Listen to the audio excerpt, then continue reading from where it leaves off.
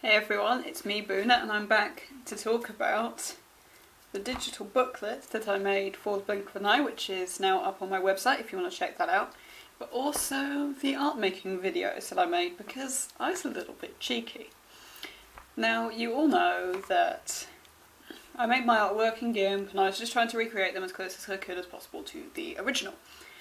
So I did that for 8 pieces of artwork, so that was the cover art, both singles, I can't math, and 5 album tracks. There we go, I got there in the end. But here's the thing, I mismatched almost all of the songs.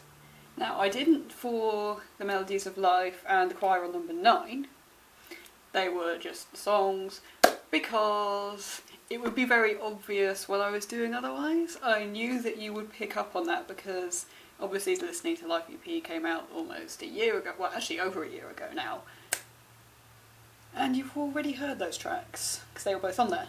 So for the album artwork making video, really, I'm just going to shrink the size of that so that it doesn't make things look distorted, because as you can see here it kind of has. I use my song Light in the Blink of an Eye, can't possibly think why, for my Surfing on a Brainwave video. Maybe like that. You see the texture of the black layer is actually coming through here as well, which I thought is what was happening. I used Desert Marathon Runner, the single, for the Shelves of Shadow art. Difference there. But it's just one of those things that you wouldn't necessarily think of at first. So then there's just this tiny bit of text in this corner left to do. Used Blind Fire for the artwork for Seeing Through the Sky. So then sort of trying to like do messy airbrush kind of probably ruins that. I suppose it depends on your style as to whether you... I used Dreaming of Death, which is not as grim as it sounds. We will talk about that later. And for Above and Within Metal Clouds, that's 2. And that's 2. Actually, they might not have been airbrushed. I used the Grand Orchestra of London, not an orchestra. There are orchestras, that's not one of them. And last but not least, for Submarine,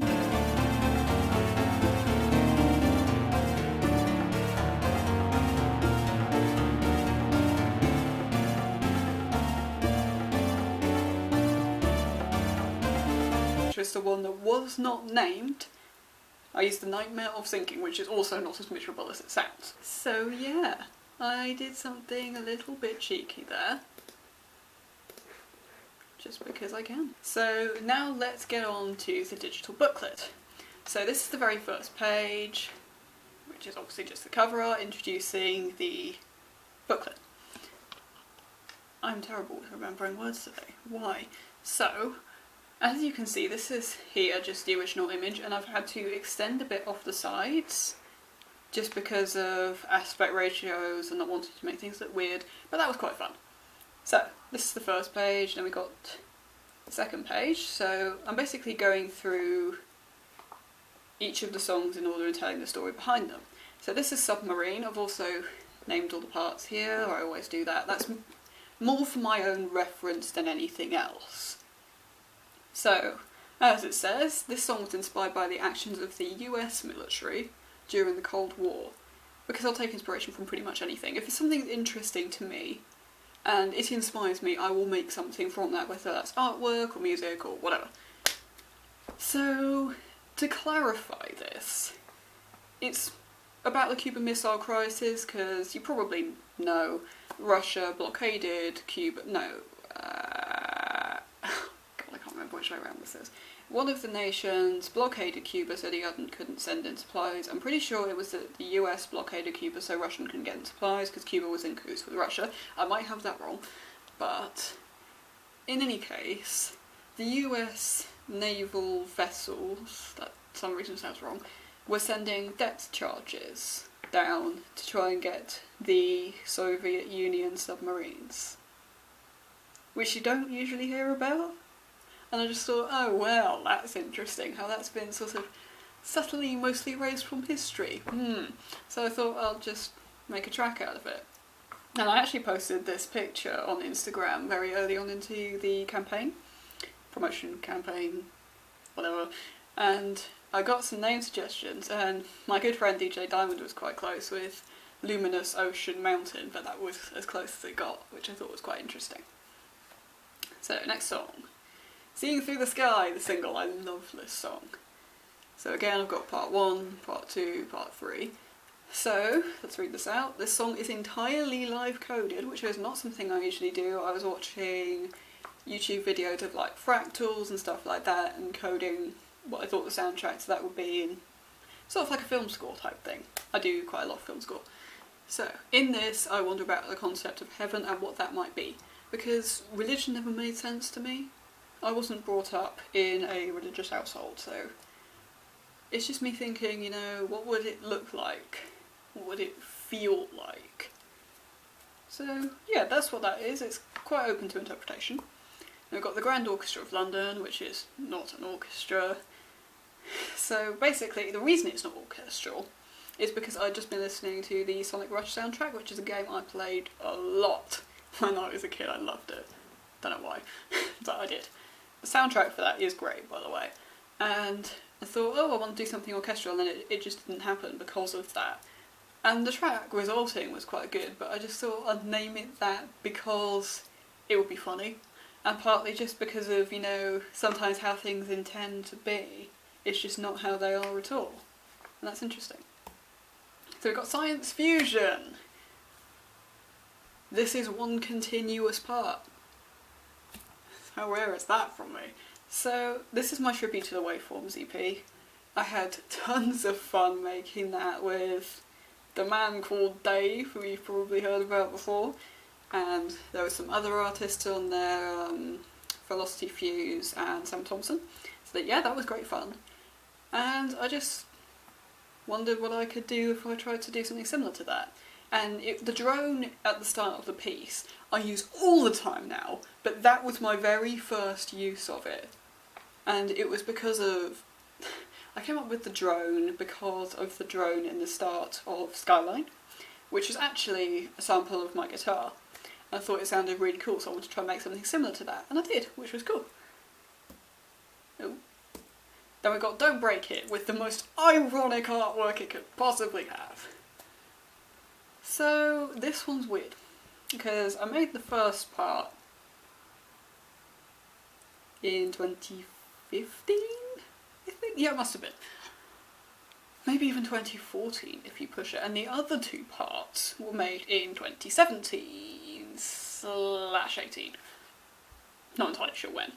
So it took me 5 hours to put all the parts together, but technically I see it as a 2.5 year process, because obviously I made the first part in 2014-15 and then finished it so much later. So it's actually quite hard to know how recent that song is, in a weird way. That's me for you. Then we've got Desert Marathon Runner, the single. I love this song so much. So the intro patch is me trying to recreate the patch from the Melodies of Life, which I firmly believe is one of the best synth patches I have ever made. And I fail miserably, as I usually do, because I try and recreate it all the time. So this is said in the music video that it's inspired by the true story of a marathon runner becoming lost in the desert because there was a sandstorm and he got disorientated. He was actually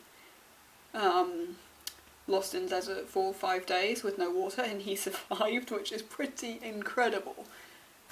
So yeah, I thought that wielded something inspiration-wise, and it did. And we got The Melodies of Life.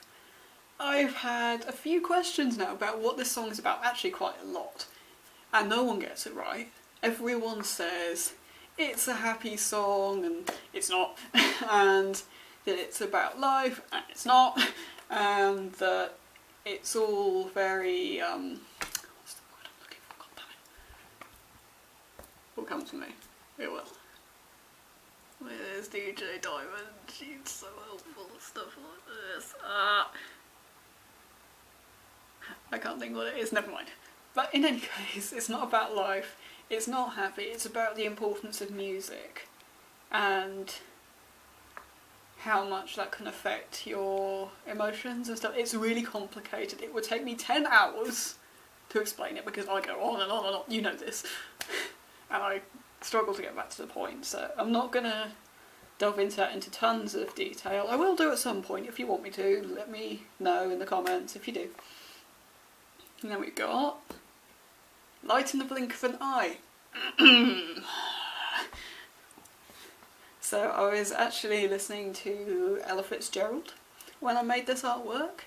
The album, no, it's the song Night and Day, and I really like Ella Fitzgerald. I like me a bit of jazz. I do. Not what most people put me down for, but I do like it. And this song is all about time, and it's also sort of about the album in a weird way, because this song is like over before you know it, or at least it is for me, especially like the lighter, happier part. So that's where the name for that comes from. And also the album itself, The Blink of an Eye, is because it's a long album, it's 15 tracks, it's long. But to me it's always like, oh, we done already? What? So that just sort of made sense to me. And it's all very stream of consciousness as well, so yeah. I got Shards of Shadow, which is one of the first orchestras I did, and it took me so long.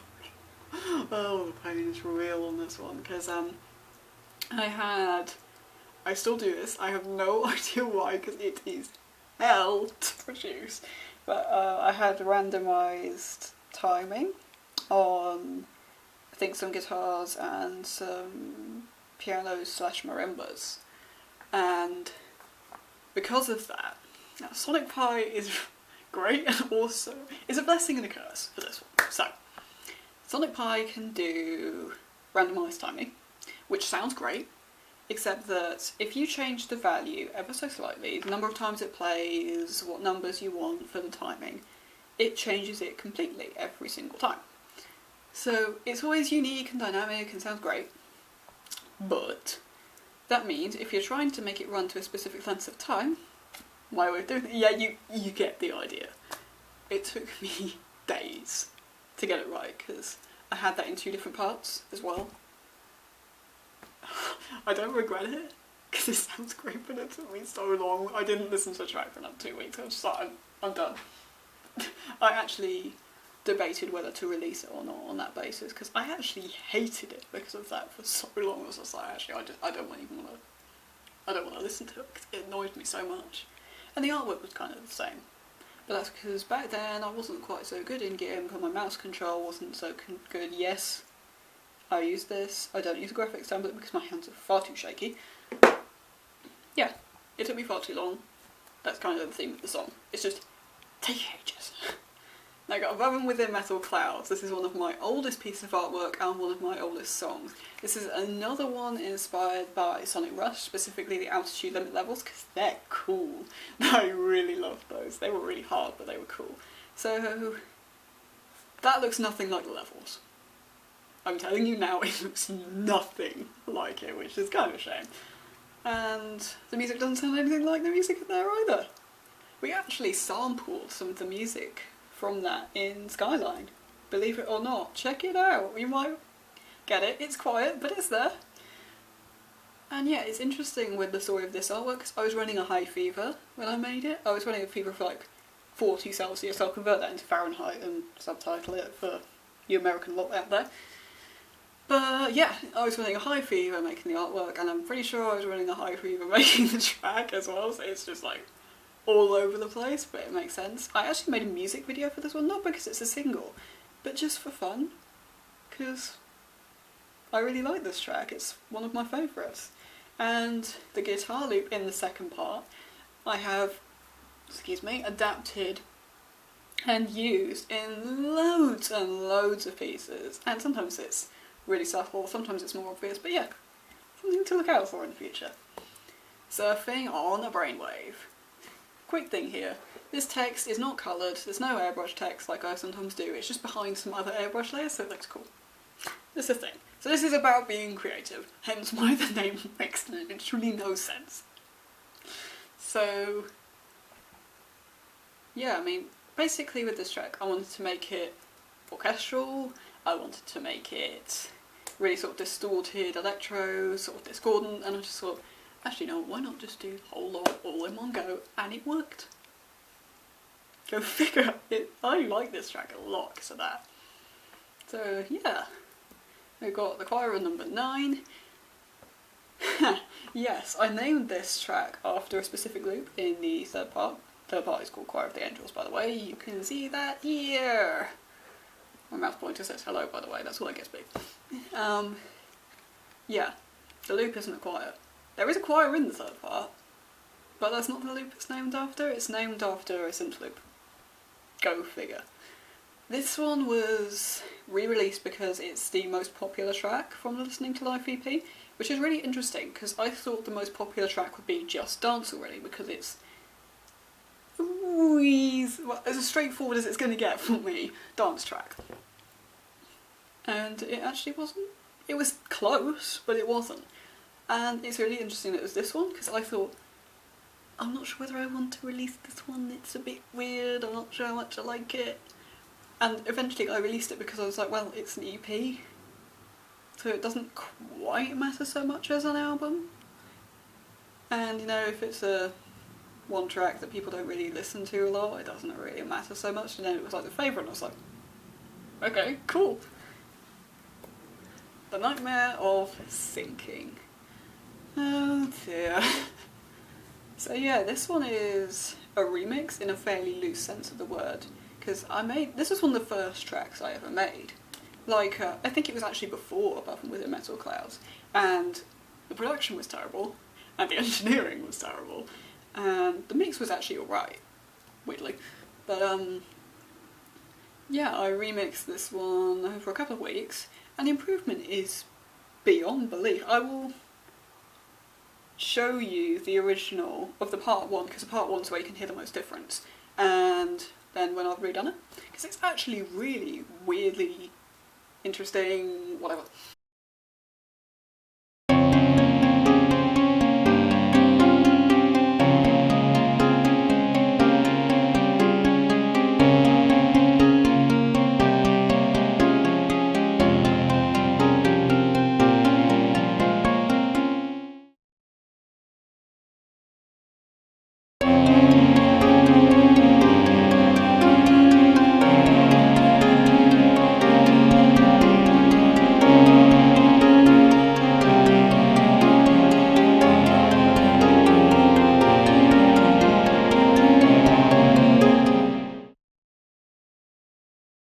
And this one isn't grim. It's about, you know, I dream about really weird psychedelic stuff, hence the artwork being weird and psychedelic. But even if most people would say, oh, that's so grim or whatever, it's not grim to me in a weird way, just because of the way my brain works. And that's kind of the same as dreaming of death. It's the same sort of thing. And with Dreaming of Death in particular, this is quite interesting actually. The original opening melody was written on my guitar, specifically that one over there, which you probably can't see. Whatever. And I think I was running a fever with this one as well. It's a thing! Yeah, I'm pretty sure I was running a fever. And I didn't like it that much on guitar. It was alright, but it's not great. So I thought I'll try it on synth, and thought it would sound better.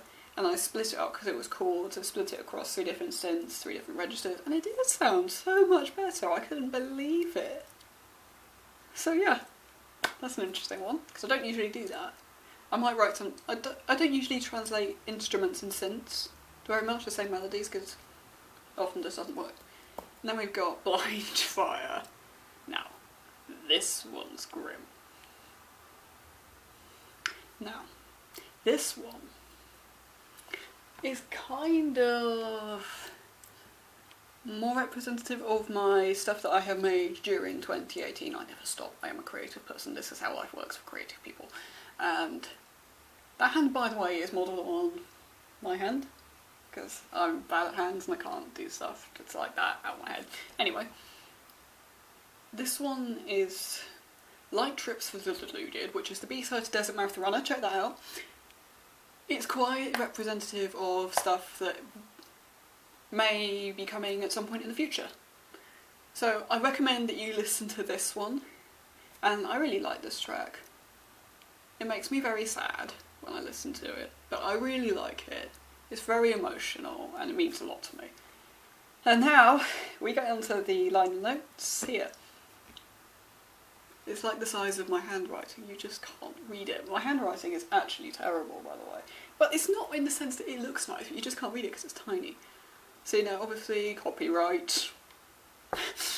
And I basically credited myself a million times because I did it all myself. And when I say all of it, I wrote all the songs, I did all the producing, all the engineering, all of the recording, all of the mixing, all of the artwork concepts, all of the artwork designs, digital booklet concept, digital booklet design, recording, mixing, and mastering. The lot. All of it. No one else did any of the audio production, no one else did any of the artwork production, no one else did anything with the videos on YouTube, nothing, anything. I did every single thing, planned all the promotion, all of it. Yeah, it was a lot of work, hence why it took me 13 months. You know, it's actually funny on that one, because after listening to Life Repeat I was like, this is so stressful. And I was like, I'm not going to do this like another 10 years or whatever. I was really stressed over that. And it was just a couple of months later that I started thinking, ooh, what can I do next? I was like, and I couldn't help myself. During this promotion campaign, I've come up with ideas of stuff to come, and I'm planning stuff to come already. I can't help it, I really can't. But yeah, so last but not least, I want to thank some specific people. So my family, the man called Dave, because he was really helpful with this album. DJ Diamond, because DJ Diamond's amazing. Yeah, and I don't know if you've seen this guy. This is my little desk squirrel. I'll just demonstrate. He holds my pens for me. You wouldn't believe how helpful that is. So there are lots of artists that inspire me to make music, so I've thanked them as well. That's mainly Serge Tankian, Radiohead, DJ Diamond obviously, Forest Jungle Collective, check them out, they're cool, Mr. Bungle, gives you a hint, The Prodigy, The Fall, who are pretty niche, and there are so many others it would take me 10 pages to name them all. Those are the main ones. So I want to give special thanks to the Sonic Pi development team, because that's the door I use, including all the Patreon supporters, because they're helping Sonic Pi keep in development. The GIMP development team, that's where I did all the artwork. The LibreOffice development team, that's where I did all my brain crushing to decide on track ordering, that was so hard. AIM Community, because they're great people. And the Audacity development team, and that's the door I used for the mastering and all the mashups for the teasers and all that sort of stuff. And there were some users from Freesound, because I use Freesound samples that come with Sonic Pi, which is handy. Oh jeez, I am not going to be able to read this. But yeah, they're all in the liner notes here. Oh, and I recorded a sample myself, so thank me. And if you want to find the samples, there are lots of links here. For all of them, except the one that I recorded, because that is not publicly available. All of the other samples are under a Creative Commons 1.0 license. So, yeah, that's all there. You can get that in easier text in the plain text liner notes on my website as well. Just if you want to find them. And last but not least, thank you for spending time to watch this video and for all your support and saying that my artwork's good on Instagram and all of that, because I really appreciate it, and I hope you enjoy the album and singles and all the stuff to come. And that's all for me. See you next time.